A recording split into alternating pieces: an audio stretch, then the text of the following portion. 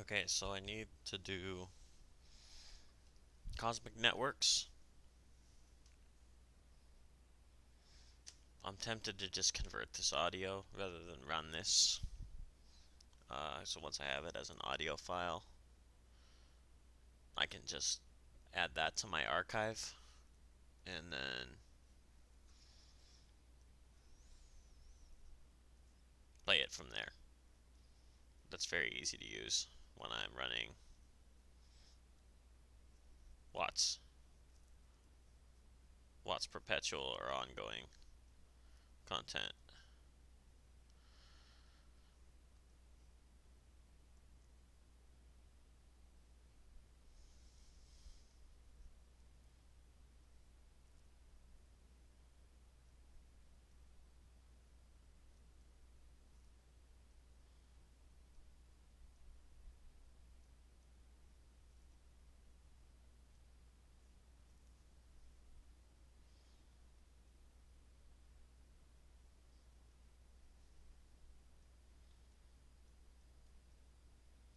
But basically the gate has to go right here behind the secondary screen. But it's at the bottom of the mix, not the top.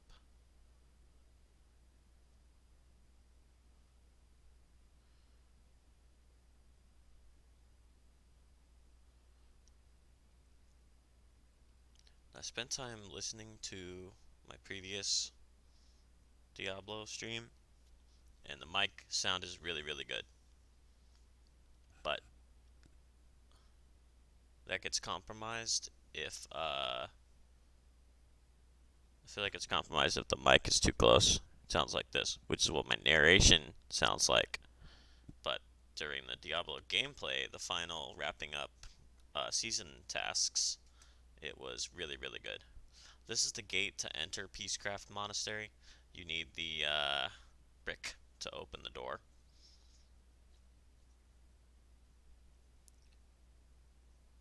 But I recently realized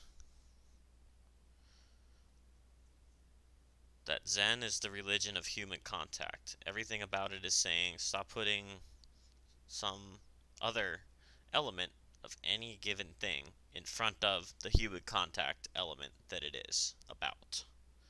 So I recorded a short, as it were, about this while I was driving yesterday.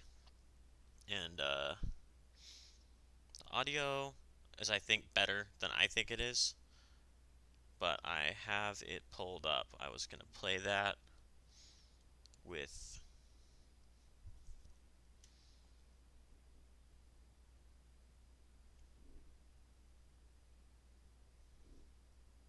I'll pull up my Evernote page.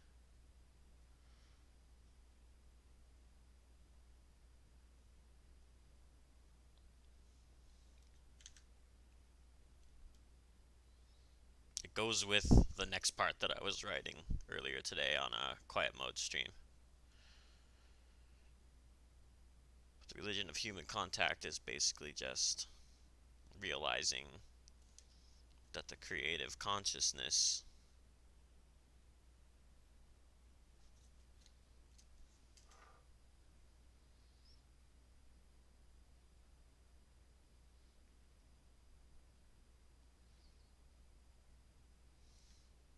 okay. Okay, this note came up, so let's listen to it anyway. I'm gonna mute me.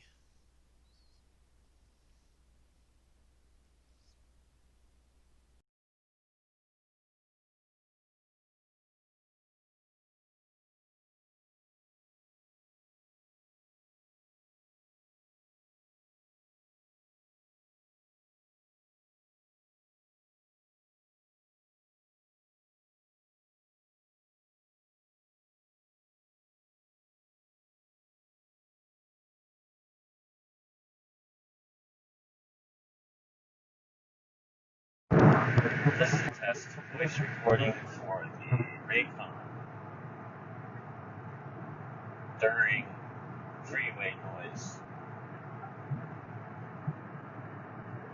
This is a Raycon E25, which I purchased a bit impulse using the Instance Podcast discount code, making it essentially about a $60 investment when I consider the fact that these companies, the cost to ship to you are about $8 if it's some kind of a something other than postal first class. 8 to 12 is the dollar amount you usually pay for that in places like Newegg or from small vendors of things like plant medicine.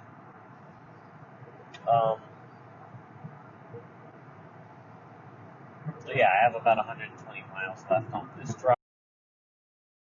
The Bluetooth wasn't good enough, so I should have canceled the test after like 5 minutes and listened to it. But I'm going to be able to convert the freehand. This is what I call this, freehand, off the cusp. I'll be able to convert this into a narration that still flows with the same energy. I'm just still working out the exact build, the means of accomplishing that is what I'm still working on here when I craft narration. Because the problem is that the best narration just comes out as it flows, and so if I'm not right there clicking the button to go ahead and create a copy of it, then I'm end up with a script that I then have to reconstruct in narration form. Drive, bringing my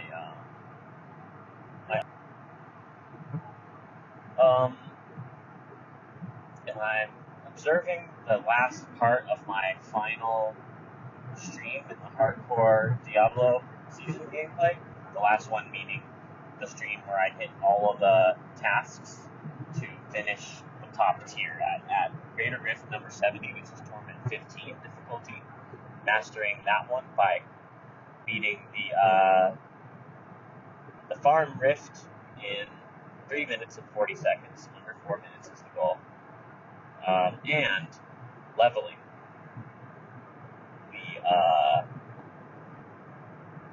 3 different gems up to level 70. At 65, you get the first conquest already. You go all the way to Guardian, it hands you the first out of 2 conquests you need for the earlier tier, and then you have to do a third one. You have to do a second and third one to clear those top 2 tiers.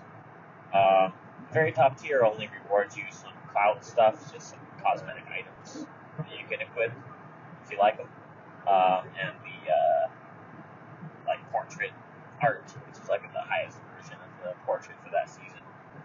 So completing the third one is like, okay, that's just like some extra stuff to do.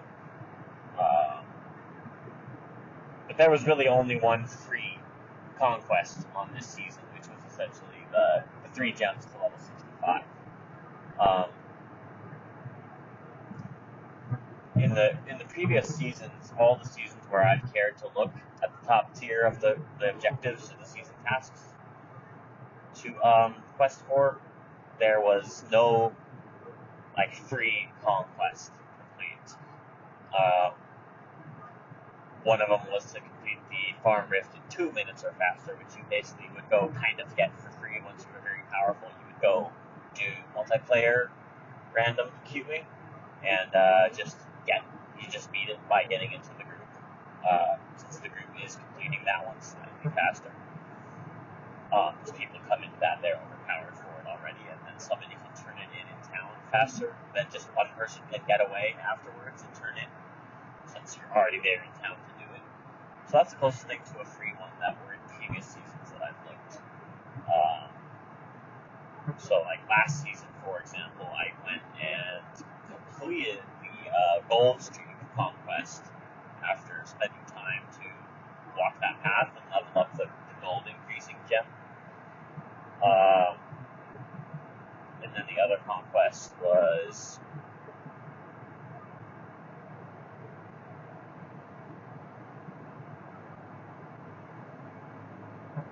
to reach Rift number 45 without any set items equipped. You couldn't even have a set item on that wasn't giving you the set bonus. You couldn't wear any set items to do it. So that one was like, that one's kind of free, because by the time you get enough equipment to, advance up above tier 45, tier 50, etc., extra items start piling up, and you would be able to then unequipped set items you did have with your best items you encountered that aren't. So in a way, that one's free when you're progressing that far, but it requires you to go in and do strategy. Just clicking level up on any 3 gems, even gems that are crap and you aren't even going to use, so you're just leveling them. Like, let's say gems weren't even affecting your gameplay. You don't have to strategize with that one at all. You run enough rifts to get those 4 level ups times the 15, 16 runs to each gem, and you get it. You could do that without progressing out of. You have to go to a high enough rift that you can actually earn the level ups, because you have like a 50% chance or lower to level up after you've gone a couple levels beyond in rift than the level of the gem you're trying to increase. So it is free, just like in a different way. They both rely on you rising up past like tier 50 and 60 and doing those with relative efficiency.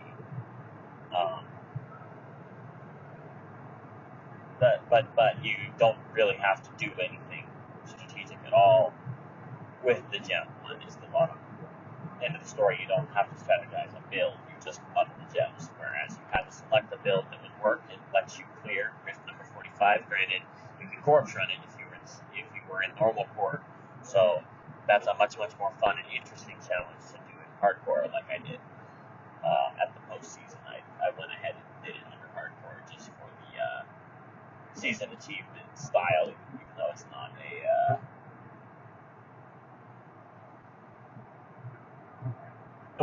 it is a conquest to do that in hardcore mode, so I did, but that wasn't one of the 3 that I actually ran through to complete the season.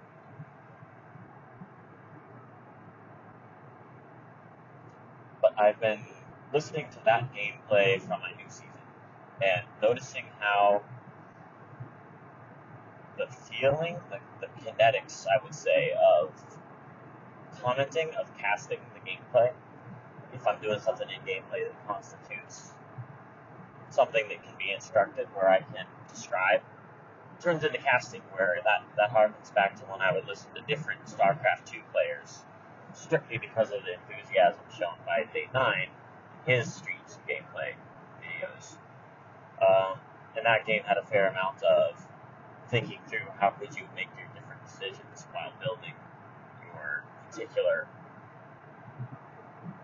strategy in deciding what to get and in what order to get it and how to apply what you got and position it and instruct it, and basically which strategies or skills to use and in what way and from what kind of positioning, etc. So gameplay, to a decent degree, most of the gameplay I enjoy doesn't really follow this, and it's just a matter of, look, I can run really fast, or I can walk slowly, or I can be standing completely still. Those are my strategic decisions for Wander's End, and I do tend to alternate those and go through full explorations of each of them for the metaphysical feelings, the sensation of it. But then there's also the sensation of gameplay where you do have strategic decisions that are influencing what can I choose to do, and exactly what situation would I make that particular choice, and what other ways might I vary what I'm doing, either for a situation not going as planned or as expected, like an unexpected danger, etc., a hiccup, any kind of turn that can't easily be predicted. That's where Watts is describing your optimal balance between skill and chance, is what makes a game worthwhile when you don't know what's going to happen. So you keep going. Once you start knowing exactly what's going to happen, and there's never an unpredictable twist coming down the path, at that point, the game's not really worth it anymore. Like, you have to keep having an unpredictable element for the game to actually be viable for you to want to go on. That I was mentioning in this particular stream about this. You're going to get there when you get there, to the point that the game resets. You'll get there when you get there. You could be approaching it, and you already start feeling like you want to reset the save file. You'll get to that point. Your save file will reset. So to be aware of your hero's mortality is really the task of a Joker mode type of thought process. really are having the awareness of the mortality of your hero, and the finiteness of your save file, but the eternal nature of the game itself, the cosmic game.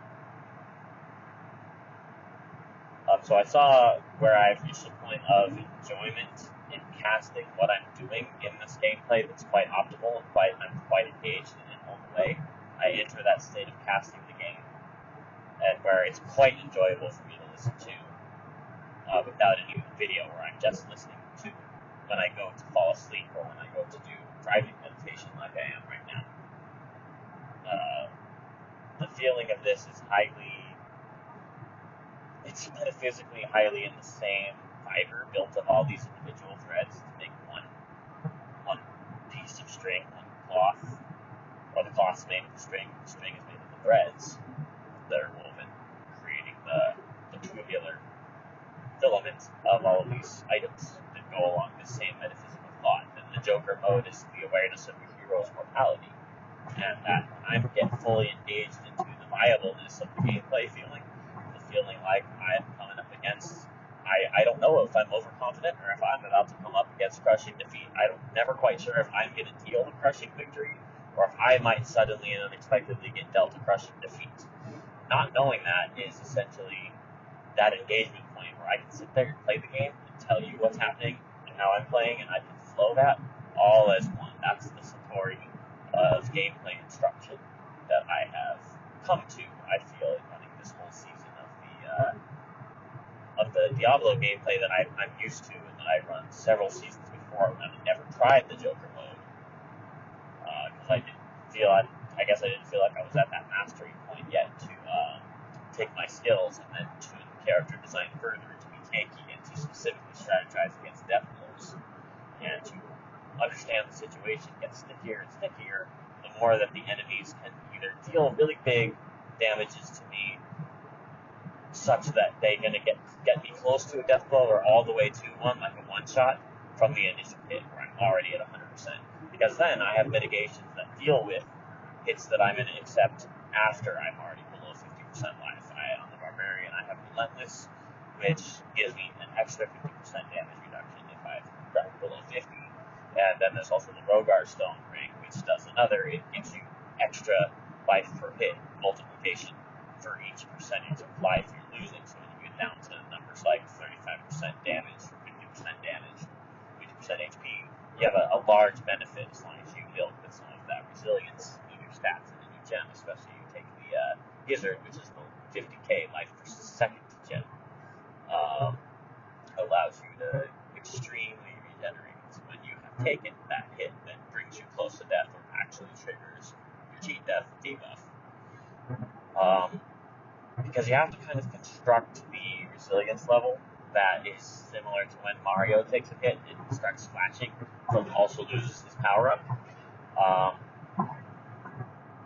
You have to build the character, the tank aesthetic, for that grace period where you've taken the death blow. Okay, so now you need to respond. You need to either notice how sticky the situation has become, to understand or anticipate that you might be about to take one of those hits where the situation has reached the final threat, where you've taken that one hit and you've been made smaller. You no longer have the layer on top that's going to stop you from dying to start over the next time you get hit with that same damage, next time enough damage hits you. So moratorium refers to the delay of the damage as a cost to you.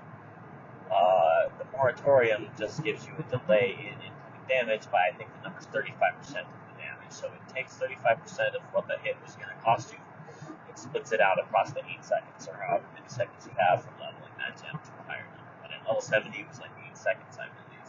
So a decent amount to just buffer that amount of damage out. And sometimes when you deal critical hits, you delete that damage and you just succeeded in dodging it all the way. So it's like an extra dodge for a number of damage that's equal to 35% across that rolling window. It's especially useful if things are dealing quite a bit of punishment to you. And then, so if you balance that with the Gizzard and you have 50k life per second base, and let's say you get some more life per second from weapon gems, you can throw that purple amethyst in the weapon if you want. Boost your, actually that's life per hit. That's most of the time when you're in trouble, you're dealing hits. But if you're in a lot of trouble, you're not dealing hits because you're just running away. So the life per hit is a middle point between them. There's really, really handy for keeping you out of that sticky situation. If you've got stuff to hit. But if you get into just a really, really tricky combo of a couple of elites and you can't put in that many hits because you're really on the defensive, you're on the retreat, you're on the run at that point, and you can't rely on life to hit at that point. At that point, you need buttons to push that lets you get away, lets you start becoming immune to CC or the additional hits, like oh shit buttons to slam because you need to get an extra damage protection to respond when you've suddenly been threatened. That's how you've got to play with the awareness of your hero's mortality. And that's, in the viable game sense, you're up on the edge of a spot where you see you're in danger, you understand the danger, and you're basically having a much, much more meditative feeling and sensation and experience because you're paying attention, you're looking at what's happening, what is this, what is that, you're looking, and you're going, and you're fully getting the entire tactile feel of every event and mechanic that your hero passes through. It wakes you up. It's really, really potent. I can't think of a way you can construct a meditation more immersive than this audio-visual motion combat dance, where there's many sub-dances to execute, many different routines or reactions you could need, relying on your muscle memory and your familiar, what you've practiced, the rhythm that you're supposed to do, leap, boulder, which buttons to push in which order, the routine that it is. The repetition, I feel, is the thing in video gaming that specifically, I don't think it has anything to do with like the style of action you're doing, like I'm aiming a tool to fire it at a precise location or something. That element is just an example of a choreography. So in the classic Dooms, they have a choreography that is more about your emotion in relation to the world and the foes that are threatening you, and the tools, the treasures that you might need to make that work, to make the dance viable. Than just the fact that, you have to precisely aim. There's no sniping in Doom, okay? So the only thing there is dancing around the projectiles and threats to booms and away from the bigger threat in the way that you need to dance away from it. And that's the thing, the repetition of things to gain the layout of the geography you can jump around between, and to gain an awareness, your muscle memory, your auto-doing of the particular sequences that make the whole thing work, that allow you to negotiate with the terrain and the environment threats and the active threats that you have to actually destroy with your tools. You have to bamboozle them, or they're bamboozling you. That's the game. That is the thing in gameplay, paired with repetition, just familiarity, and growing your mind's comfortability and auto mechanism with the setting and the things to do, the ways to behave, to use your muscles and your power. And that's your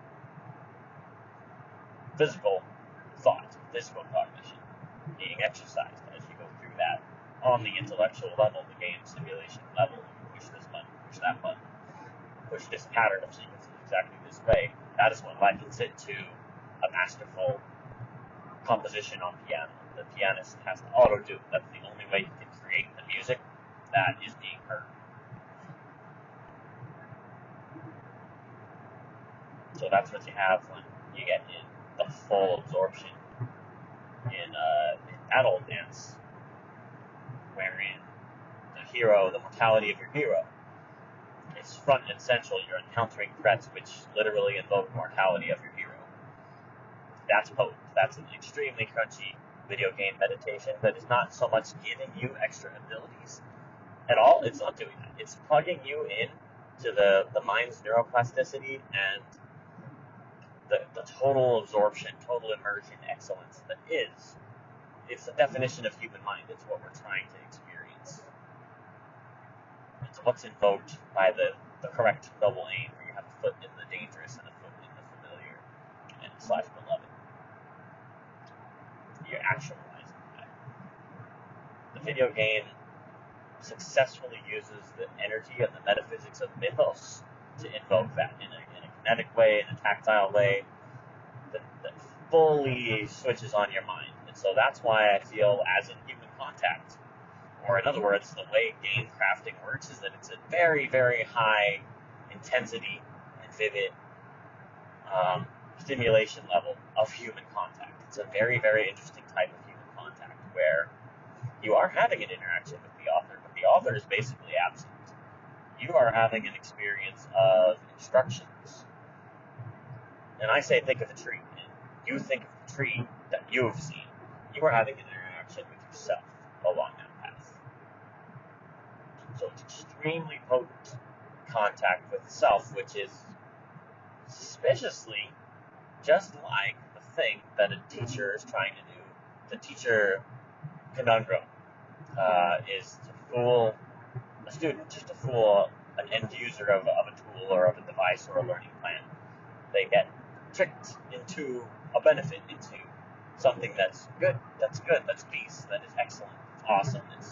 So you create a tool that user picks up, and by using it, experiences a surprise. They set out with an intention to do something with that object intensely, and they try to do it on purpose. But then accidentally, what happens as a result of their trying to do the one thing is they discover the other thing. That's the magic thing in a video game. That you boom, you get it, and you walk along one path, and then whoa, fucking eureka moment. You fucking, it flashes, and you get the other thing, and that's the teacher conundrum realized and actualized. Is to this form of human contact where you are put closer and closer with yourself. You are canvassing the metaphysical thing, the planet that is yourself. That's oneself when you do that. And excellent, viable gameplay functions that way. It does something that's peace, that's meditative for you, and that leads you to the good. It gives you the insight. So it's quite similar to psychedelics, and that's where I first started unraveling this insight under the premise human contact is psychedelic. And I was like, well, so games are pretty psychedelic. And so I ended up getting to the bottom of this and seeing, so the game is human contact. And, like physical touch and affection is another psychedelic thing in human contact. And then the full engagement into the authentic experience of humans. So the intellectual piece that's not any parts physical affection. It's just literally somebody being willing and interested in knowing your truth the way you are able to convey. They want your truth exactly as it comes from you. They don't want to edit it at all. We don't want to make you do it a different way. We just want to know that thing that's coming from you, solely from you, that you're not trying to modify it or make it appear a certain way for anybody, for any reason. We want that uncensored, just full strength, full HP you shining. That's the intellectual psychedelic human contact, and that is what you're actually plugging into. When you spend time in somebody's creation, you play the game the way it's supposed to be played by them. You don't add things to it, like the lamppost, just to reference the particular parable in Coda's story. It was cool with lampposts, don't get me wrong. That version was also, I think, appreciable, but you play somebody's game exactly as it should be, and they haven't had to revise it or compress it at all or abridge it, and you just go all the way in and see it exactly as it came from them. That's the intellectual part of the human contact that's not just with oneself, where you're really getting into the reality of a person that's just happening, and that you can't control it, nor can I. I myself can't control it, nor can you control that in me. It would just be what it is. And when we've understood that, we're really understanding the whole meaning of when they were saying, oh, you're a Buddha. The meaning of that is you are exactly as you are now, complete and eternal and the totality, the full one. You don't make it this way, it just is this way. That's what them saying you are the Buddha means. That what you are is fully and completely in the maximum viewable aspect, being experienced. It's sensation, it's XP, it's being known. In the moment that experience is flow, you are listening to the creation. And it's totally engaging. That is the wealth of human intelligence, the meta-intelligence, the creative consciousness that we have.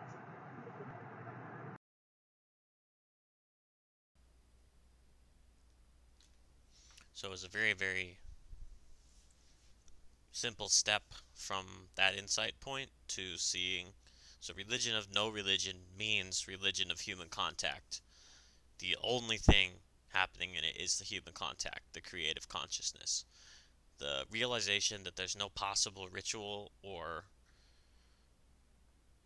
routine, there's no mechanism except to see the creative expression, the peaceful craft, which is your arrival point. Your creative piece is just the celebrations that take you there. It carries you along the entire experience of human contact.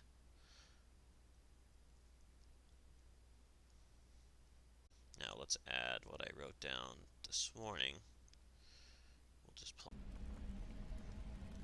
I need to make note of an important secret.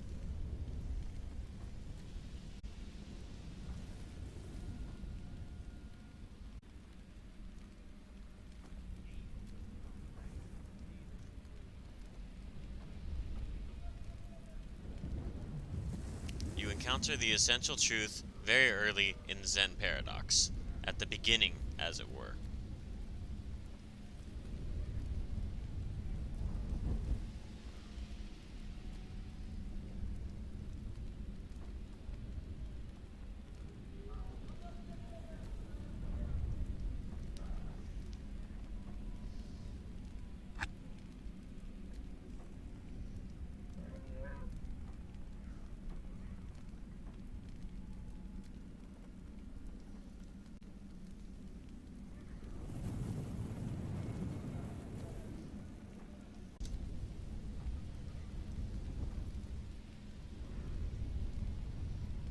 The trials of mortality scramble your basic peace.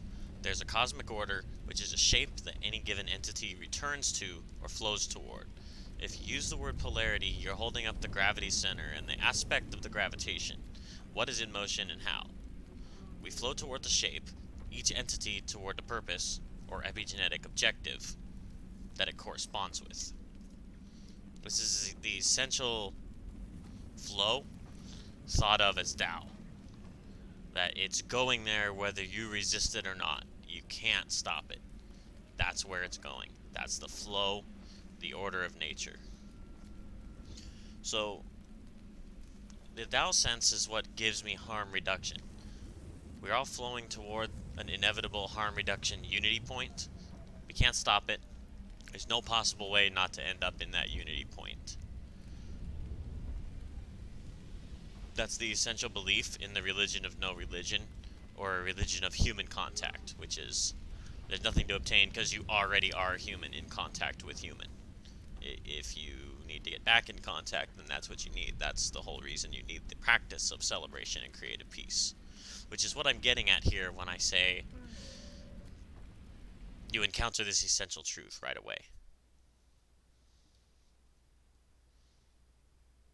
The trials and the suffering mixes you up into all kinds of different ways of being mixed up and completely confused. This is just what happens when you experience living, aliveness, and especially when you observe your hero's mortality.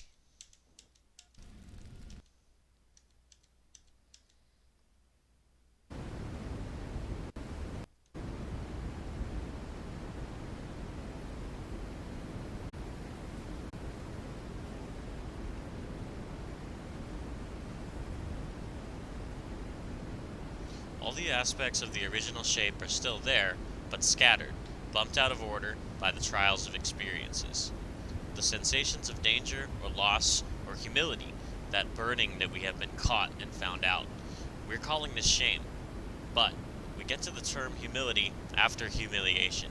Being able to recognize that a shame feeling is just reality, our deep disappointment and fear of losing someone who we thought we could have protected from the threat that harmed them.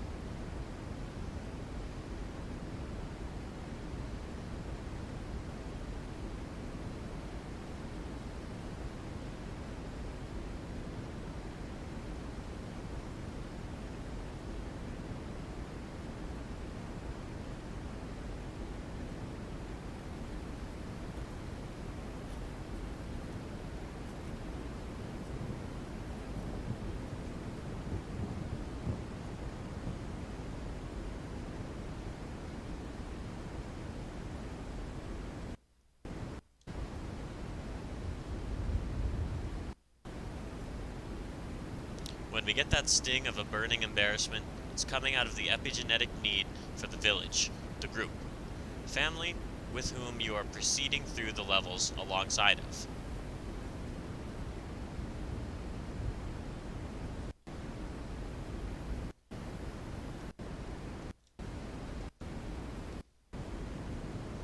It comes on in the first layer as, I won't be accepted by the others, I'll be on my own, and then encounter game over. Without the organism's gathered strength, the game is too difficult, and I've been found out as useless.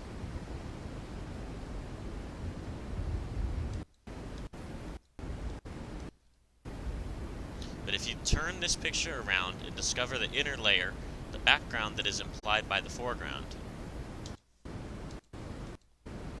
you can see it is a fear you will lose hold. You're carrying someone, it's your strength in question, and you are preempting the disappointment of your mistake causing game over to someone else.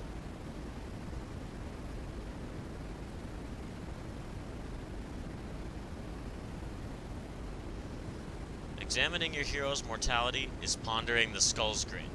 Why is he laughing?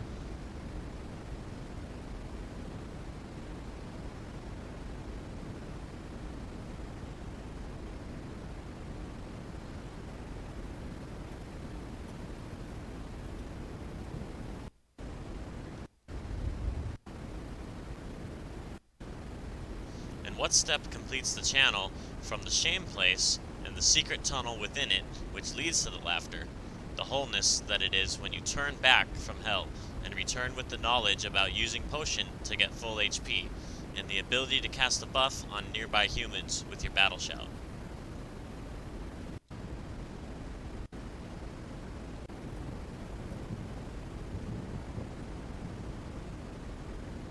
Completing the channel is what allows energy to flow.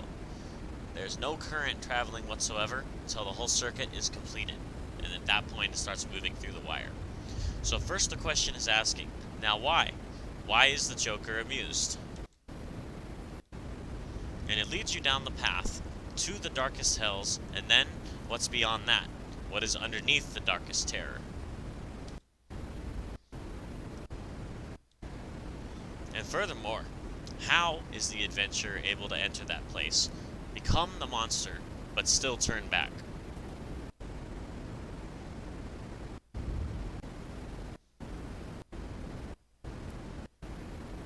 How did he find the brick to open the gateway?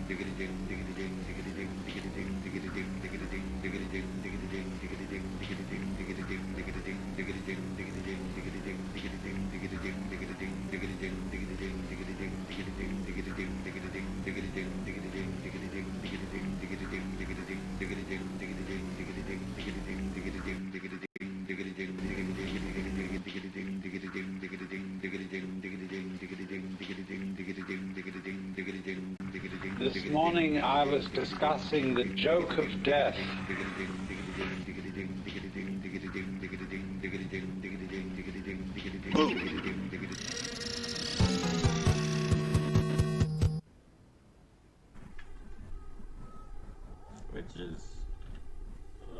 Witches. Liquidating those witches.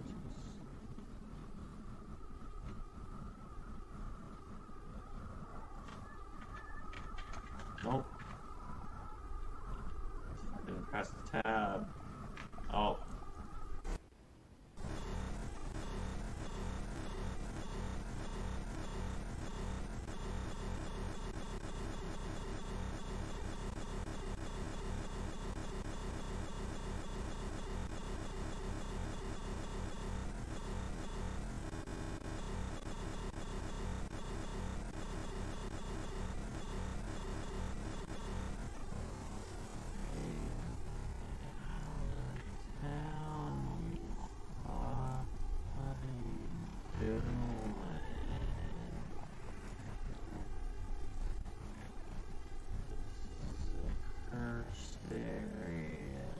It's a boss. Fuck you.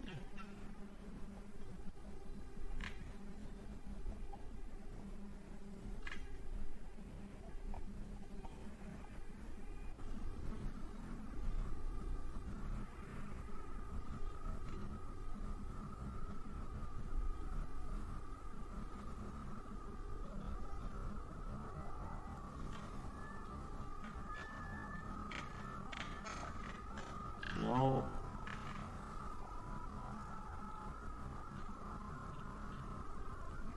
Fucking press tab. Oh.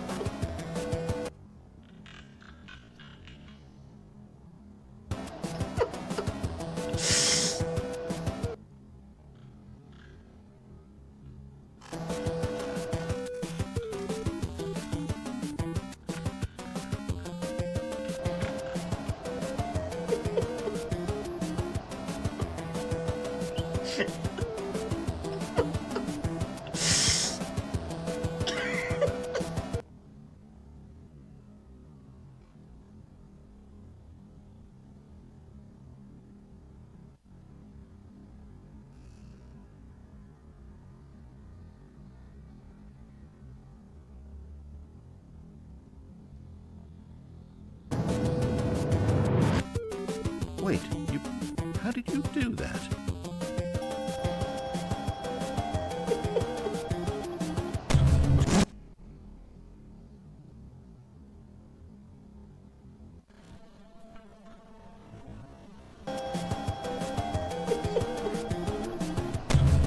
Play the game.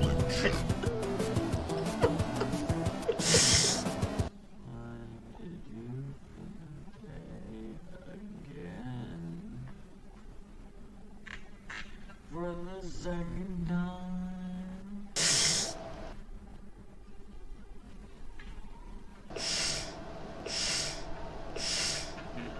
Bro. Run away.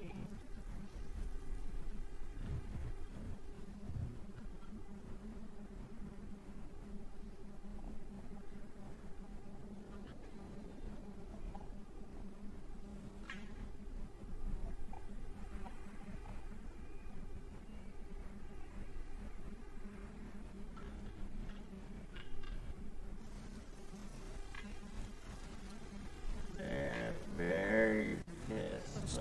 You don't want it to end already, do you? Why don't we begin? Standing still, standing. Wait, you standing.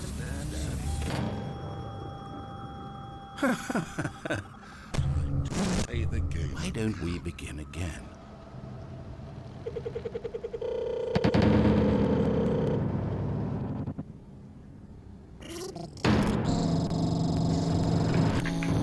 Wait, how did you do that?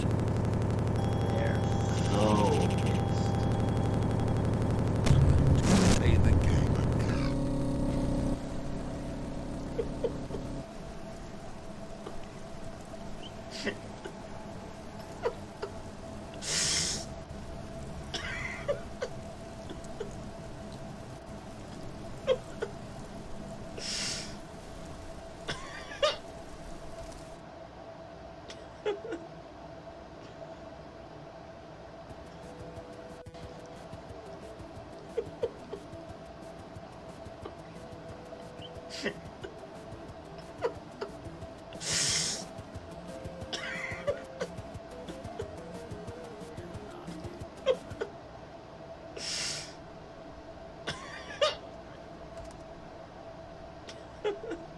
Armor Destroyer, but there's also a yellow lock on it.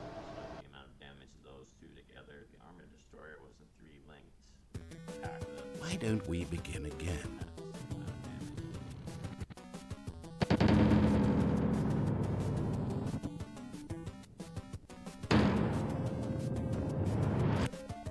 Wait, how did you do that? That's voice recording for the rate.